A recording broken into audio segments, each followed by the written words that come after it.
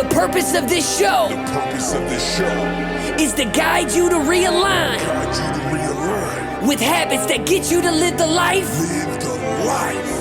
you've always dreamed of. This is the Habit-Based Lifestyle Podcast with Jesse Ewing. This is the Habit-Based Lifestyle, where you can access your full potential right now. Finally break free from destructive habits. That dream life, if you want it, you can have it. This is where you transform your health, mind, business, and relationships, or do nothing and keep your life the way it is. But if you're ready for change, you're in the right place. This is where you're gonna learn how to live a habit-based lifestyle. You are tuning in to the Habit-Based Lifestyle Podcast with your host, Jesse Ewing. This is the Habit-Based Lifestyle. Let's go. It's something that I wanted to bring to an awareness and attention because of this. This is something that I had to deal with and I had personal experience with, and I had a major issue with. This dates all the way back to, junior high, high school, to, even being in my 20s to getting married. And it became a major issue. And so I wanted to shed some light on this today because this is a subject that's often unspoken. Very, very rarely do we hear about insecurities in people. Very rarely do we hear about what actually makes people insecure.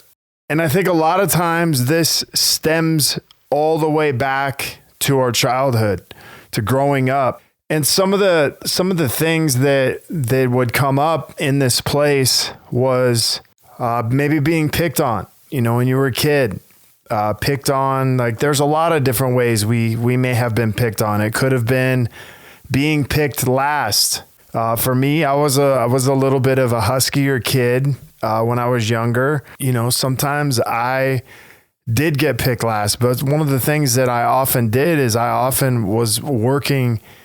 I worked out and I worked harder, but it didn't really see the benefit of it. I didn't really see the result of that until I got into junior high and then in high school, and then you start dating, whether you're having a girlfriend, boyfriend, whatever that is, you get cheated on and you become insecure. You have this feeling that someone, maybe is cheating on you or has, or you find out they do. And then the insecurity comes out. Maybe there's some feelings of not enough.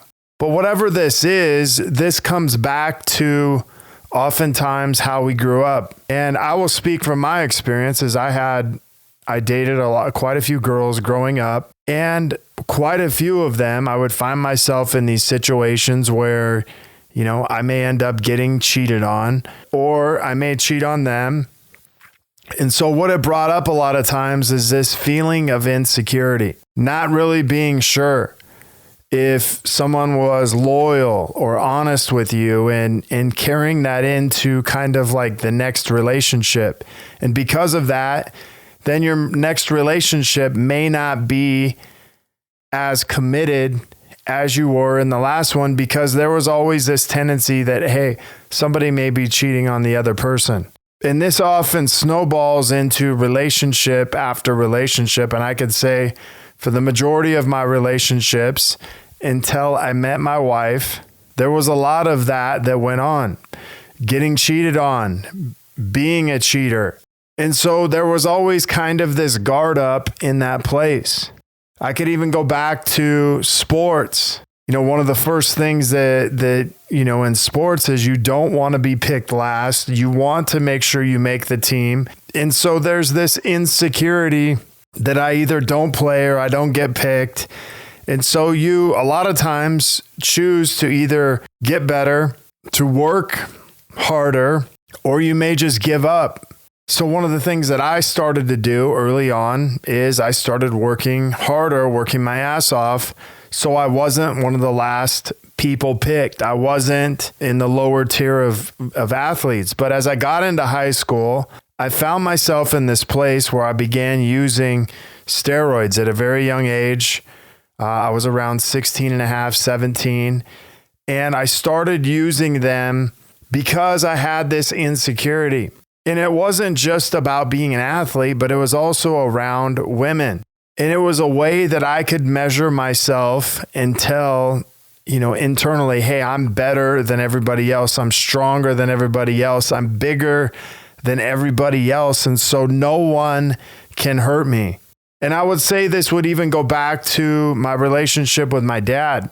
As I got bigger, as I got stronger, as I got more powerful, at least the feeling of this, the feeling was that I couldn't be stopped. The feeling was that I was powerful and that it masked all this insecurity.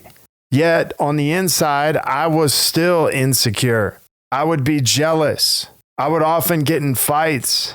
I would often accuse girls that I dated, whatever, that they were cheating. They weren't cheating. They would accuse me that I was cheating. And it just became this dysfunctional relationships, this dysfunctional place that I lived in. And this went on up until I was probably like 24 years old. And I met my wife. Then we got married.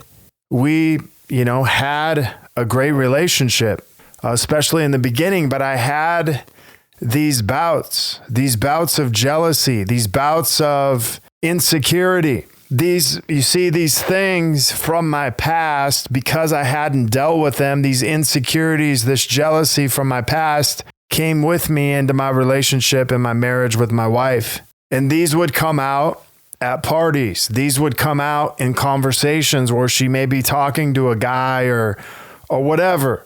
But these would come out. And as they began to come out, I didn't really know how to deal with it. And so oftentimes I would find myself in situations where I would be jealous of my wife. I would be jealous of her talking to another guy. I would feel this insecurity and I would react. I would react in the old programming, in the old way that I used to, which a lot of times maybe it was ended up fighting, which is what I would normally do when I was younger. I got into several fights all the way into my early 20s, where sometimes I ended up in jail.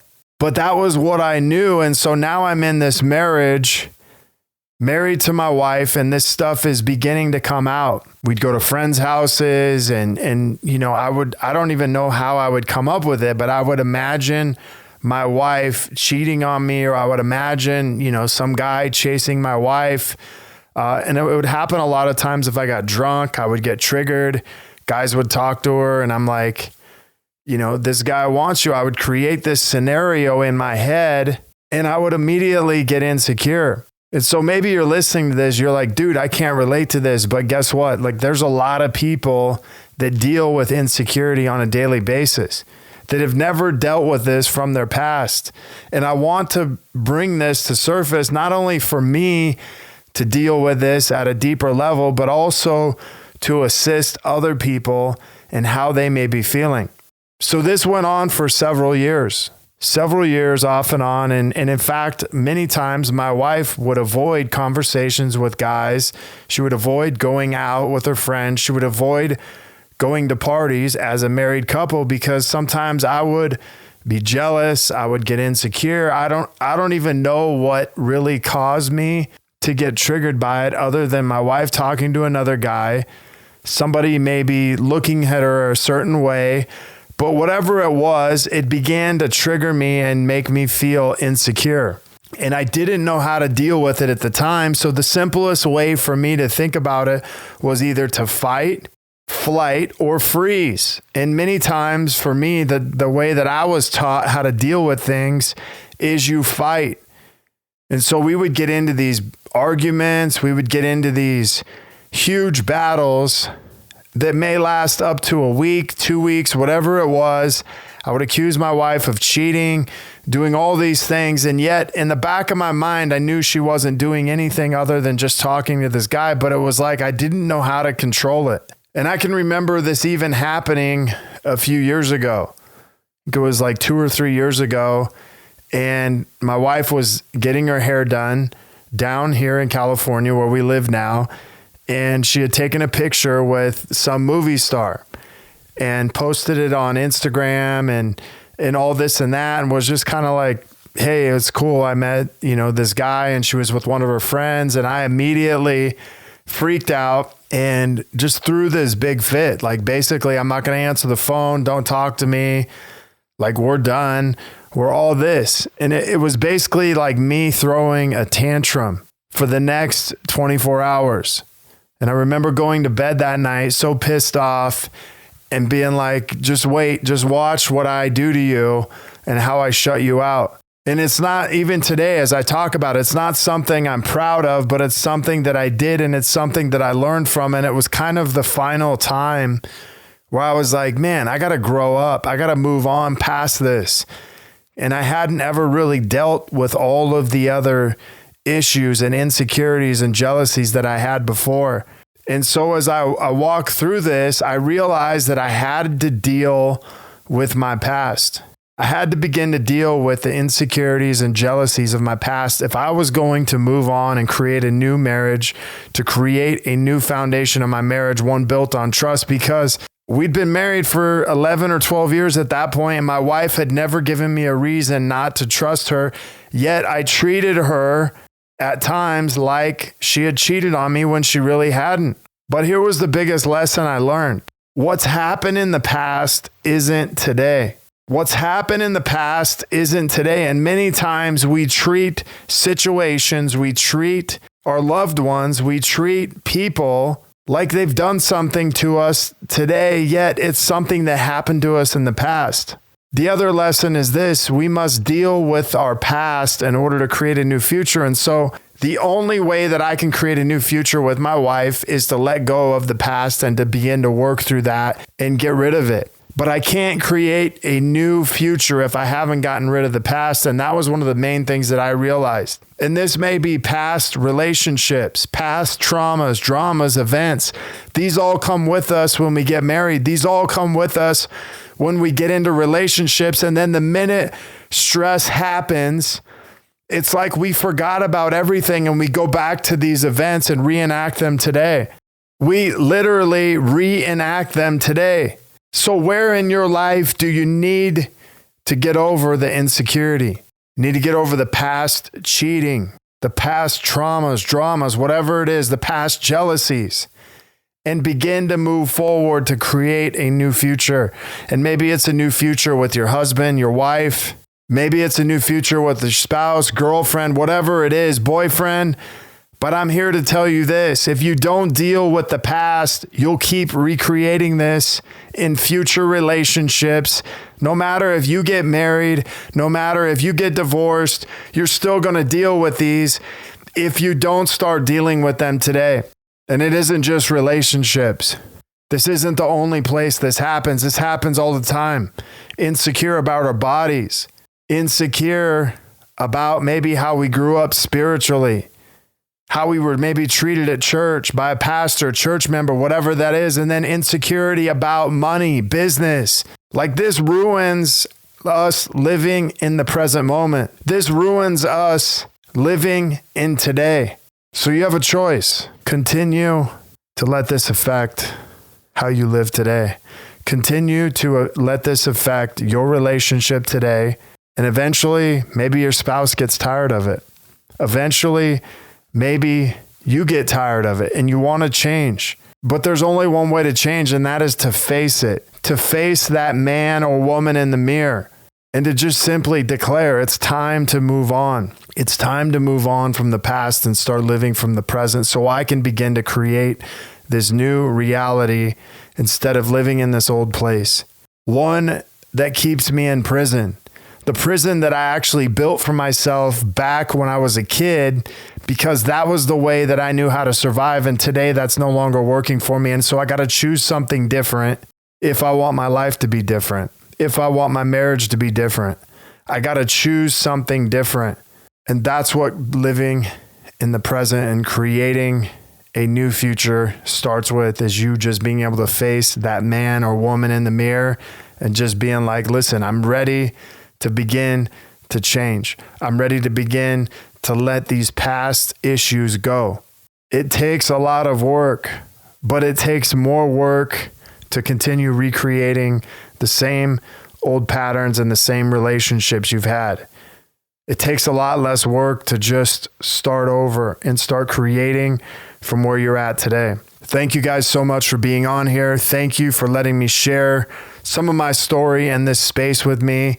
And think about this. The next time you want to go to a past insecurity, a past jealousy, a past relationship, remind yourself that you're no longer there. You're today. And it brings me back into the present moment. And you know what else isn't in the present moment? Pain. Pain is not present in the present moment. The only place pain exists is in the past. And this is the place that you can begin to heal. Thank you guys so much for being on here. If you're looking to connect further with a group of like-minded people, join myself and so many others in the Habit-Based Lifestyle Secrets group, where I'll be dropping daily habits to help you live to your full potential. If you want to be one of our next case studies, begin living this habit-based lifestyle. Maybe you have questions, comments, or requests, feel free to contact me, jesse@habitbasedlifestyle.com. You can also check out my website, JESSEEWELL.com. Until next episode, have a great day. The purpose of this show is to guide you to realign with habits that get you to live the life you've always dreamed of.